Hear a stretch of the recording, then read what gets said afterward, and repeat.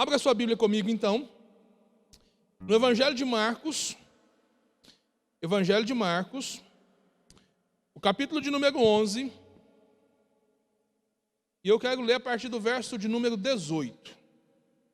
Evangelho de Marcos, capítulo 11, a partir do verso 18. Perdão, a partir do verso 20. Diz o seguinte, Marcos 11, 20. Bem? Diz o seguinte: de manhã, ao passarem, viram a figueira seca.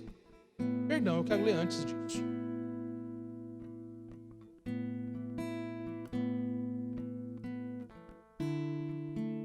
Verso 12. Volta um pouquinho.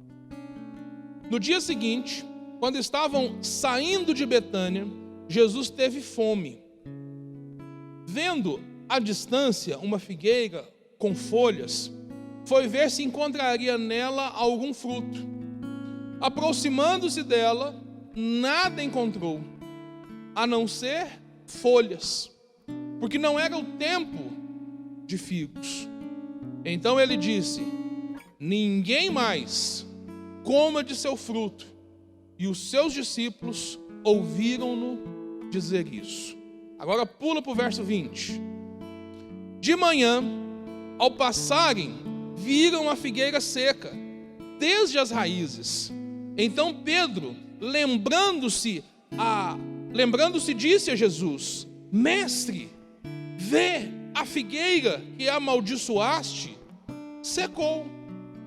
Respondeu Jesus: tenham fé em Deus. Eu lhes asseguro que se alguém disser a este monte: levante-se e atire-se ao mar, e não duvidar em seu coração, mas crê que acontecerá o que diz, assim lhe será feito. Portanto, eu lhes digo: tudo o que vocês pedirem em oração, creiam que já receberam, e assim lhes sucederá. Amém? Aí é a tua palavra que nós lemos, e nós somos totalmente, ó Deus, dependentes dela.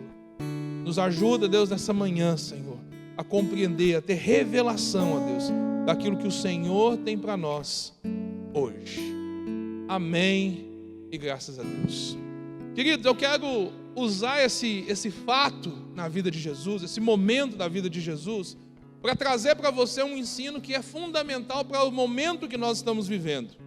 Talvez nunca antes na nossa vida foi tão necessário que nós pudéssemos exercer a nossa fé. Talvez a nossa fé não tenha sido até hoje tão provada como está sendo nesse tempo. Quando a gente percebe que muitas limitações são impostas a nós, e limitações não estou falando de culto, de participar de culto, mas limitação da sua vida pessoal, da sua forma de trabalhar, da sua maneira de agir. Nós estamos, tendo que enfrentar aí um novo momento, e a maioria de nós, ou na verdade todos nós, ou melhor, ninguém estava preparado para isso. Ninguém esperava, por pior que fosse a expectativa de alguém, ninguém entrou no ano de 2020 pensando que em julho de 2020 nós estaríamos na situação que nós estamos hoje. Nós temos visto acontecer situações assim difíceis. Essa semana eu tive notícia de um outro empresário que mandou uma mensagem para o funcionário dele dizendo o seguinte: olha, eu não vou dar conta. Ele usou os recursos que foram disponibilizados mesmo pela ajuda do governo, mas ele disse o seguinte: olha, não está funcionando como deveria funcionar, eu estou me endividando, e a situação é o seguinte: eu não posso mandar você embora, então eu não tenho dinheiro para pagar você, não tem serviço para trabalhar, e como é que nós vamos fazer? E, em linhas gerais, em resumo, o empresário estava pedindo: você podia pedir conta, porque não vai dar. E aí eu fico imaginando o seguinte: é lógico que a gente olha para essa situação, eu tenho pena de uma pessoa quando ela age dessa forma, quando ela chega nesse ponto. Por quê? Porque a situação chegou a um extremo. Então, glória a Deus, porque a gente percebe que nesse momento de dificuldade, nós estamos sendo cuidados por Deus. E nós temos visto o favor de Deus em tantas situações, na casa das pessoas, na vida das pessoas. E por incrível que pareça, mesmo com tantas pessoas passando dificuldade nesse tempo, nós percebemos também que outras pessoas estão sabendo se posicionar nesse tempo para poder avançar. E aí a gente olha para isso e vai assim, mas o que nós devemos fazer? Em que nós devemos nos apegar? Querido, nós precisamos compreender o que a palavra de Deus diz a respeito de nós e compreender o seguinte: o milagre que você precisa, o milagre que você necessita, ele está na sua boca, ele está na maneira como você age, naquilo que você fala. E nós muitas das vezes desprezamos isso. A maioria dos cristãos, eles conhecem essa passagem que eu acabei de ler, eles conhecem esse ensinamento, mas conhecem de maneira superficial. Ou até mesmo chegam nele e falam assim, mas que estranho, que princípio, por que a figueira tinha a ver com isso? Por que ele amaldiçoou? Imagina o seguinte, alguns concebem, mas como que pode Jesus amaldiçoar alguma coisa, se Jesus só abençoa? E aí a gente olha isso e a gente muitas das vezes não percebe que o que a Bíblia está querendo nos ensinar aqui é o princípio. E Jesus está dizendo o seguinte para os seus discípulos, ele usou essa passagem para mostrar para eles o poder que existe nas suas palavras. Muitas das vezes, muitas das coisas negativas e das experiências negativas que você tem tido, muitas delas são resultados daquilo que você mesmo lança sobre a sua vida. Nessa manhã eu quero usar esse texto para trazer algumas verdades que você precisa entender, aplicar na sua vida, ou seja, se posicionar nesse tempo para experimentar o novo de Deus, para experimentar, ou seja, num tempo de crise como esse que nós estamos vivendo, o milagre de Deus. Às vezes algumas pessoas pensam, mas é possível experimentar milagre através de uma situação como essa? É lógico. Momentos como esse são momentos em que nós estamos mais suscetíveis a ouvir a Deus. Os milagres de Deus, normalmente, eles acontecem em meio à crise. Mas por que milagres só acontecem em tempo de crise então, pastor? Não acontece só em tempo de crise. Milagre acontece todo o tempo. Às vezes é que no tempo de crise nós ficamos mais o quê? Mais sensíveis. E glória a Deus por isso. Eu olho para essa situação, eu vejo a dificuldade. Nós estamos vendo essa situação com os nossos filhos, que nós acabamos de orar, isso preocupa. Mas a gente entende uma coisa: Deus está no controle de todas as coisas. E eu olho para isso e eu fico pensando o seguinte: como é que Deus vai usar essa situação para nos abençoar? Você consegue imaginar isso? Você consegue pensar sobre isso? Ou muitas das vezes o seu pensamento só está no problema, seu pensamento só está na crise. Querido, enquanto você manter os seus olhos na crise, enquanto você manter os seus olhos no problema, dificilmente você vai avançar. Porque não tem como você mudar aquilo que você fala, se o que está dentro de você não mudou. Se o que você olha, porque a Bíblia fala que os olhos são as janelas da alma. Ou seja, como que você está enxergando esse momento? Eu quero ministrar algumas verdades que você precisa assimilar, que você precisa aprender para se posicionar nesse tempo. E a primeira delas, querido, não duvide no seu coração do que Deus pode fazer na sua vida. Não duvide que Deus pode usar esse tempo de dificuldade para fazer você crescer, para você ser abençoado. Não duvide no seu coração que esse é um tempo de oportunidade. Pastor, mas como que eu vou fazer isso? As situações não apontam para isso. Nós aprendemos que a fé é a certeza das coisas que nós não vemos. Por isso que eu estou dizendo, você tire os seus olhos da crise. Coloque os seus olhos naquilo que a palavra de Deus diz a seu respeito. Hebreus capítulo 11, verso 6 vai dizer o seguinte, que sem fé é impossível agradar a Deus, pois quem dele se aproxima precisa crer que ele existe e que recompensa aqueles que o buscam. Querido, nós estamos aqui nessa manhã para buscar o Senhor. Nós estamos aqui nessa manhã, poderíamos estar em tantos outros lugares, mas nós estamos aqui. E quer saber uma coisa? Deus vai recompensar você por isso. O tempo que você passa na presença de Deus, o tempo que você passa orando, o tempo que você passa lendo a palavra, se alimentando do Senhor, além do efeito. que uma vida de oração, que uma vida de estudo da palavra traz para você, Deus ele se agrada disso. Então, querido, o que acontece?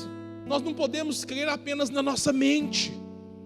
Às vezes, na nossa mente, a gente imagina algumas coisas, a gente tem algumas certezas, mas no nosso coração, lá no fundo, a gente tem uma certa dúvida.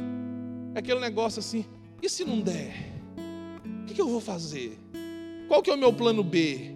Eu vou apostar em Deus, mas se não der certo, se Deus não der conta, eu vou fazer isso, aquilo outro para ajudar Deus. Querido, não faça isso. Pare de querer ajudar Deus, deixa Deus fazer. Você precisa aprender a crer no seu coração, ter essa certeza no seu coração e não duvidar. Queridos, eu fico olhando para a palavra de Deus e ela está repleta de exemplos de homens que fizeram o quê? Que creram.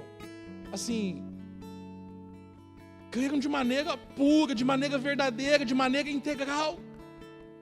Você imagina Pedro, quando Jesus aparece andando sobre as águas, e aquela tempestade, eles estavam ali no barco, aquele negócio e tal, e aí eles ficaram assustados, e Jesus falou assim, não fica não, sou eu.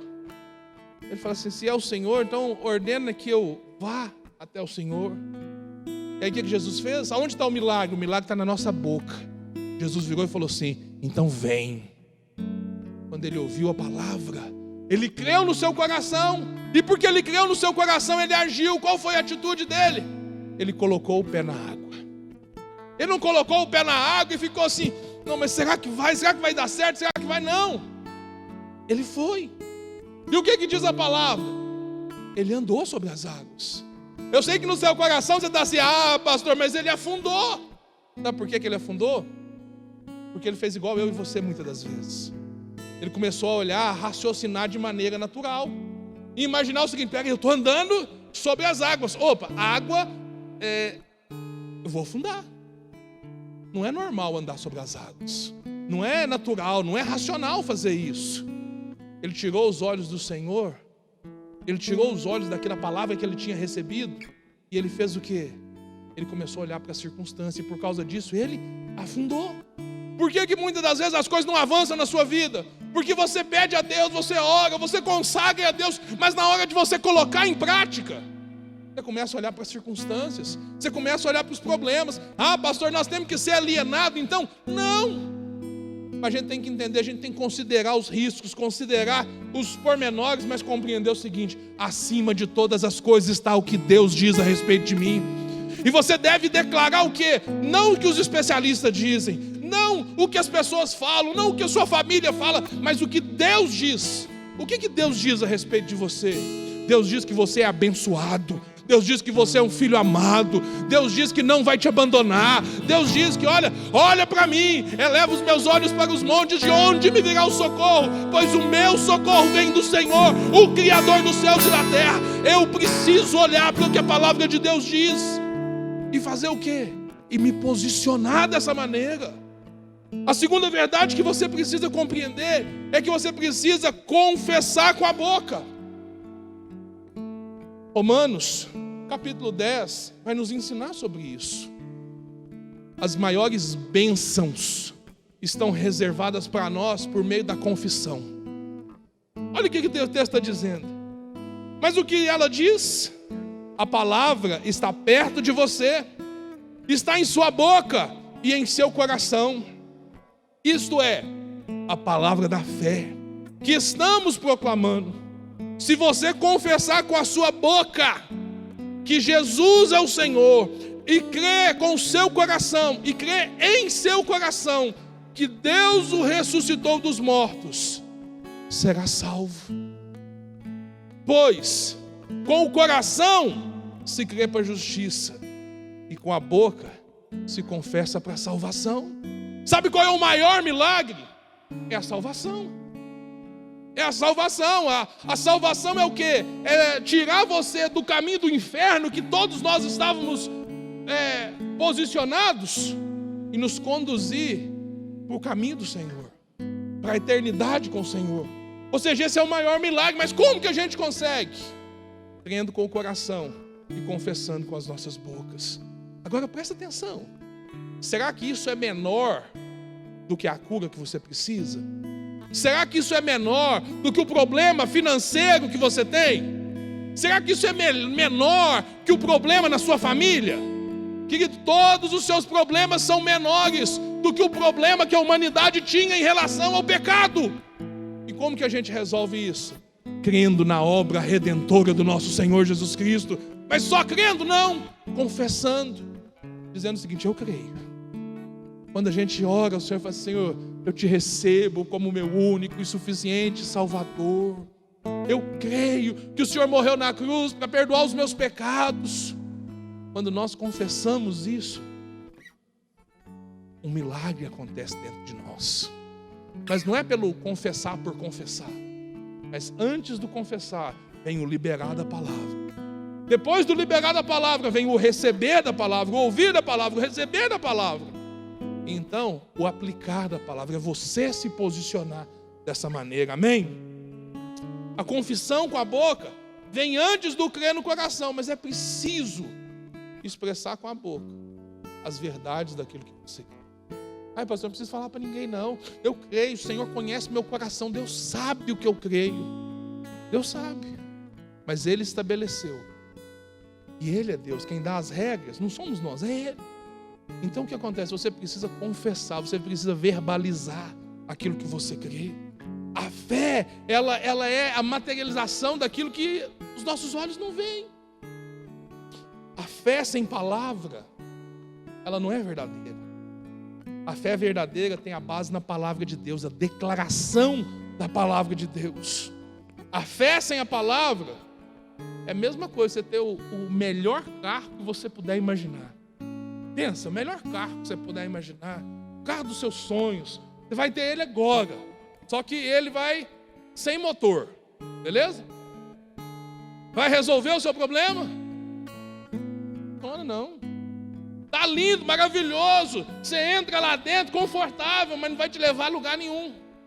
Porque está faltando o quê? O que faz ele andar, faz ele caminhar, o que dá razão para ele. Qual que é o propósito do carro? Te levar daqui para ali. O carro pode ter todos os acessórios, mas se não tiver motor, não vale. Assim, às vezes, é a nossa fé. O que falta na nossa fé? Palavra, verbalizar a palavra, dizer aquilo que eu creio. Dizer aquilo que eu creio, porque é isso que pode mudar.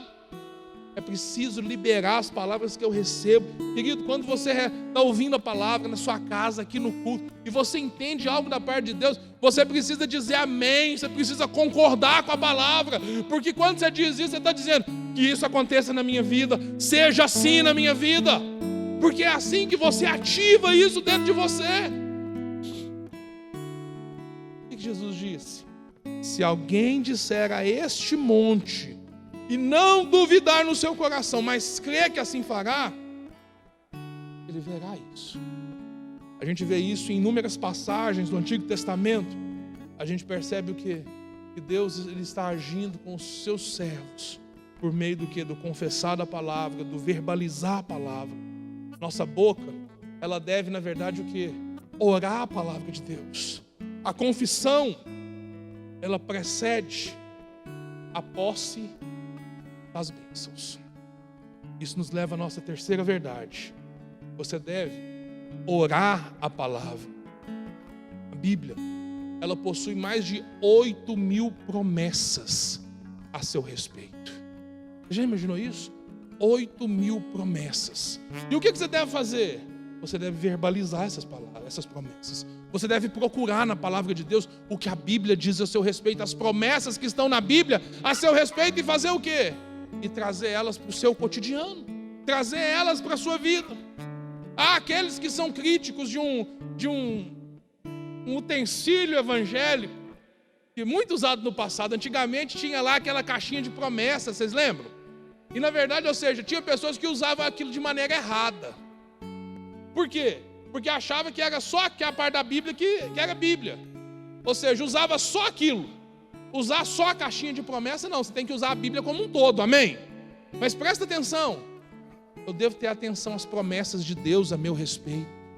E eu preciso crer, eu preciso conhecer as promessas, eu preciso crer nas promessas, eu preciso aplicar as promessas, eu preciso declarar essas promessas sobre a minha vida. Por quê? Porque o milagre está na nossa boca. O que você tem declarado nesses dias? O que você tem declarado nesses dias a seu respeito?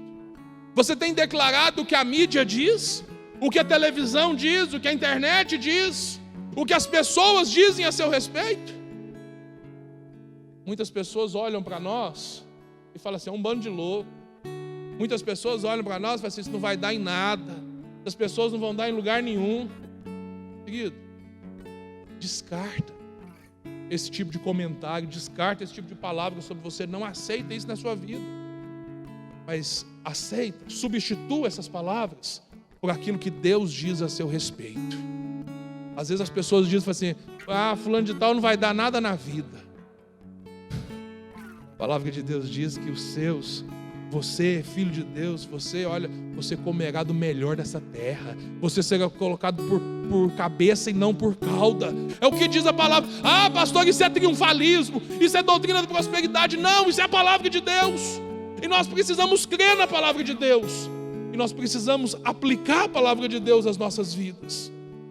2 Coríntios capítulo 1, verso 10 vai dizer o seguinte: pois quantas forem as promessas feitas por Deus, tantas tem em Cristo o sim e o amém. O sim e o amém. Por isso, por meio dele, o amém, pronunciado por nós, para a glória de Deus. Deus já disse sim para as promessas de Deus da sua vida. Você precisa pronunciar o quê? Amém! Você precisa crer, você precisa ativar isso na sua vida. Mas infelizmente, muitos por preguiça, por negligência, por comodismo, deixam de buscar as promessas de Deus. Deixam de buscar as promessas de Deus, deixam de meditar nas suas verdades. E às vezes a gente acha que não, a palavra de Deus é muito difícil de entender. Querido, o Espírito Santo, ele está disponível para te dar entendimento, clareza, sabedoria. A Bíblia vai dizer que aquele que tem necessidade de sabedoria, peça a Deus, porque Ele é rico em misericórdia, e Ele tem prazer em te dar sabedoria, Ele tem prazer em te dar entendimento. Compreende isso? Você precisa nessa manhã entender essas 3 verdades. Fica de pé, eu quero orar por você nessa manhã, e nós queremos aplicar essa palavra na sua vida. Nós queremos te dar a oportunidade nessa manhã de poder verbalizar isso, ou seja, de não duvidar no seu coração, de crer naquilo que Deus diz a seu respeito. Você precisa crer que Deus, Ele é um Deus de promessas. Deus, Ele é um Deus de promessas e Ele cumpre as promessas dEle nas nossas vidas. Você precisa confessar com a boca aquilo que Deus tem falado sobre a sua vida. Você precisa orar a palavra, amém? Feche seus olhos. Nós vamos adorar o Senhor com essa canção. Essa canção é propícia para esse momento. E eu queria que você liberasse, verbalizasse aquilo que Deus tem dito a seu respeito. Porque o meu Deus, Ele é um Deus de promessa. Levante as suas mãos. Levante as suas mãos. Aleluia. Que o amor de Deus, a graça do nosso Senhor Jesus Cristo e a comunhão preciosa do Espírito Santo seja sobre a sua vida hoje e sempre. Que você desfrute dos milagres de Deus, das promessas de Deus, e supere todos esses desertos que você tem passado, em nome de Jesus.